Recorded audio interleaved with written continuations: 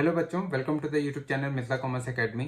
आज की इस क्लास में हम लोग फाइनेंशियल एंड इन्वेस्टमेंट मैनेजमेंट का एक बहुत ही इंपॉर्टेंट चैप्टर है जिसके बारे में बात करेंगे। इस चैप्टर का नाम है कैपिटल स्ट्रक्चर, जिसको कि हिंदी में कहते हैं पूंजी संरचना।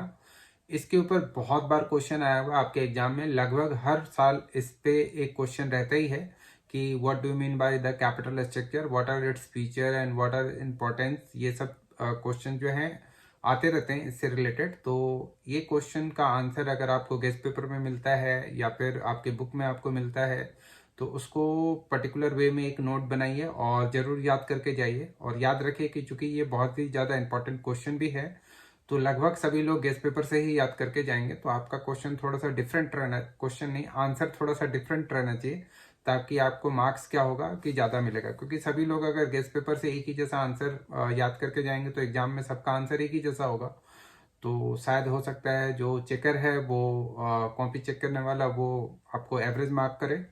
तो इसीलिए इसका थोड़ा सा आंसर ज़्यादा आप बनाइए। आप गूगल पे या फिर बुक है तो बुक काफ़ी अच्छा है कि बुक से आप कीजिए, या फिर अगर आपके पास गेस्ट पेपर है तो उसके जो भी मतलब आंसर्स हैं उसको थोड़ा सा अदल बदल कर लीजिए। ठीक है, ये होता क्या है मैं थोड़ा सा आपको बता देता हूँ। इसका इंपॉर्टेंस और फीचर जो कुछ भी है वो तो आप स्क्रीन पे देख ही रहे होंगे। इसमें ये कैपिटल स्ट्रक्चर एग्जैक्टली क्या होता है इसको मैं थोड़ा सा आपको बता देता हूँ। जैसे कि मान लीजिए किसी कंपनी को 500 करोड़ रुपयों की जरूरत है, तो उसके पास ऑप्शंस क्या क्या है कि ये 500 करोड़ रुपए कैसे आ सकता है।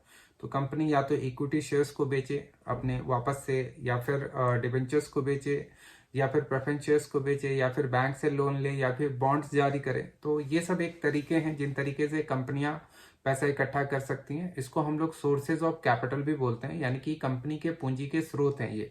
यहाँ से कंपनियों के पास जो है वो पैसा आता है। लेकिन अगर 500 करोड़ रुपया कंपनी को चाहिए तो ये 500 करोड़ रुपया किस स्रोत से लेना सबसे ज्यादा फायदेमंद होगा कंपनी के लिए।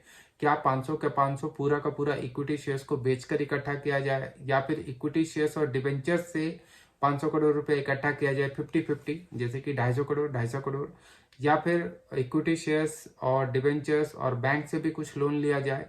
तो कौन सा ऐसा स्ट्रक्चर है जो सबसे ज्यादा अच्छा रहेगा, कंपनी के लिए प्रॉफिटेबल होगा, जिसपे कंपनी को कम लागत लगेगी। क्योंकि जो भी हम कैपिटल इकट्ठा करते हैं, यानी कि कंपनियां जो भी कैपिटल इकट्ठा करती है, कहने का मतलब अगर कंपनी इक्विटी शेयर्स बेचती है तो कंपनी को तो डिविडेंड भी देना होता है। तो ये एक प्रकार का कंपनी के लिए कॉस्ट ऑफ कैपिटल है। अगर कंपनी डिबेंचर जारी करती है तो कंपनी को हर साल उस पर ब्याज देना होगा, तो ये भी कंपनी के लिए एक प्रकार का कॉस्ट ऑफ कैपिटल है। अगर कंपनी बॉन्ड्स जारी करती है तो कंपनी को एक रिडीमेबल वैल्यू देना पड़ेगा, तो वो भी एक प्रकार का कंपनी के लिए कॉस्ट है।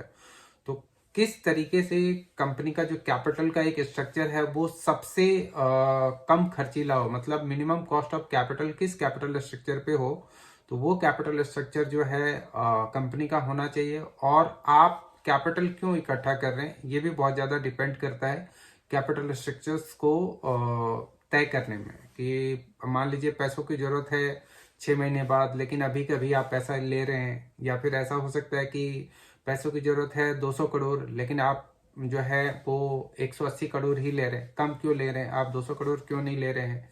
तो ऐसे केस में आपका प्रोजेक्ट नहीं पूरा हो पाएगा। ज्यादा ले रहे हैं तो ज्यादा क्यों ले रहे हैं, ऐसे केस में कॉस्ट ज्यादा भाग जाएगा। तो ऐसी बहुत सारी बातें हैं जो इसमें आपको पढ़ने के लिए मिलेगी। तो फिर से मैं बता दूं, चैप्टर का नाम है कैपिटल स्ट्रक्चर और हिंदी में इसे कहते हैं पूंजी संरचना। तो इस चैप्टर को जरूर पढ़कर जाइए। आज के लिए इतना ही, ठीक है। फिर मैं आगे देखूंगा कोई भी इंपॉर्टेंट मिलेगा या जो एग्जाम के लिए आपके लिए इंपॉर्टेंट रहेगा तो उसके ऊपर एक वीडियो बना दूंगा। आज के लिए इतना ही। Thanks for watching the video. Good bye.